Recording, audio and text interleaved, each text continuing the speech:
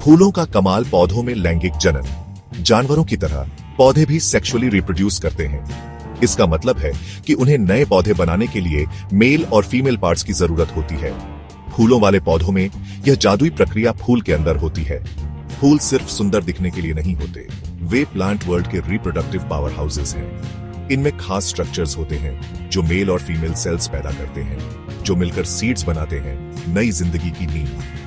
फूल से सीड तक के इस सफर में पॉलिनेशन और फर्टिलाइजेशन जैसे दिलचस्प स्टेप्स शामिल हैं। इन प्रोसेसेस को समझने से हमें प्लांट रिप्रोडक्शन की इंट्रिकेट और खूबसूरत दुनिया की एक झलक मिलती है। हमारे साथ जुड़ें और फूलों की दिलचस्प दुनिया में उतरें और उनके सेक्सुअल रिप्रोडक्शन के राज्यों को उजागर करें।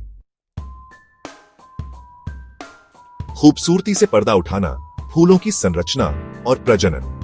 एक फूल को सेक्सुअल रिप्रोडक्शन को आसान बनाने के लिए केयरफुली डिजाइन किया गया है। सबसे जरूरी पार्ट्स हैं स्टेमेन, मेल पार्ट, और पिस्टिल, फीमेल पार्ट। स्टेमेन में एंथर होता है जो पॉलन ग्रेन्स बनाता है, जिसमें मेल रिप्रोडक्टिव सेल्स होते हैं। पिस्टिल के 3 मेन पार्ट्स होते हैं। स्टिग्मा, पॉलन को पकड़ने के लिए एक स्टिकी सरफेस। स्टाइल, स्टिग्मा को ओवरी से जोड़ने वाली एक ट्यूब। और ओवरी, जिसमें ओव्यूल्स होते हैं जिनमें फीमेल रिप्रोडक्टिव सेल्स होते हैं। जब एक पॉलन ग्रेन स्टिग्मा पर गिरता है तो यह जर्मिनेट होता है और स्टाइल के नीचे ओवरी की तरफ एक पॉलन ट्यूब ग्रो करता है। यह ट्यूब मेल सेल्स को ओव्यूल के अंदर फीमेल सेल्स तक पहुंचने के लिए एक रास्ता बनता है, जिससे फर्टिलाइजेशन होता है। फूल के दूसरे पार्ट्स जैसे पेटल्स और सीपल्स पॉलिनेटर्स को आकर्षित करके और डेवलपिंग रिप्रोडक्टिव स्ट्रक्चर्स की रक्षा करके सपोर्टिंग रोल्स निभाते हैं। प्यार का सफर, परागण और उसके प्रकार। पॉलिनेशन पॉलन ग्रेन्स को एंथर से स्टिग्मा तक ट्रांसफर करने की प्रोसेस है। यह क्रूशियल स्टेप फर्टिलाइजेशन के लिए जरूरी है। कुछ पौधे पॉलन को ले जाने के लिए हवा पर निर्भर करते हैं, जबकि दूसरे इंसेक्ट्स, बर्ड्स या बैट्स पर निर्भर करते हैं, जो फूल के कलर, सेंट या नेक्टर से आकर्षित होते हैं।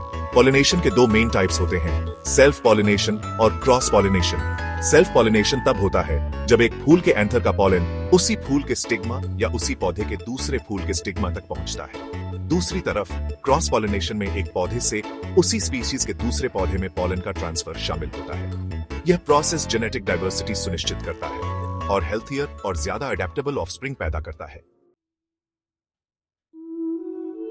जीवन की उत्पत्ति, दोहरा निषेचन और बीज निर्माण। फूलों वाले पौधे डबल फर्टिलाइजेशन नामक एक यूनिक फिनोमेनन दिखाते हैं। इसका मतलब है कि ओव्यूले के अंदर 2 फर्टिलाइजेशन इवेंट्स होते हैं।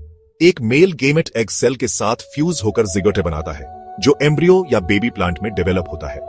दूसरा मेल गेमटी 2 पोलर न्यूक्लिई के साथ फ्यूज होकर एंडोस्पर्म बनाता है, एक न्यूट्रिटिव टिश्यू जो डेवलपिंग एम्ब्रियो को फूड प्रोवाइड करता है। फर्टिलाइजेशन के बाद ओव्यूल एक सीड में डेवलप होता है, एक प्रोटेक्टिव स्ट्रक्चर जिसमें एम्ब्रियो और एंडोस्पर्म होते हैं। बदले में ओवरी एक फ्रूट में डेवलप होती है, जो सीड्स को इनक्लोज और प्रोटेक्ट करती है। फ्रूट्स सीड डिस्पर्सल में एक क्रूशियल रोल निभाते हैं, यह सुनिश्चित करते हुए कि पौधों की अगली जनरेशन नई जगहों पर थ्राइव कर सके। डबल फर्टिलाइजेशन और उसके बाद सीड और फ्रूट डेवलपमेंट की यह फैसिनेटिंग प्रोसेस पौधों के जीवन की निरंतरता सुनिश्चित करती है।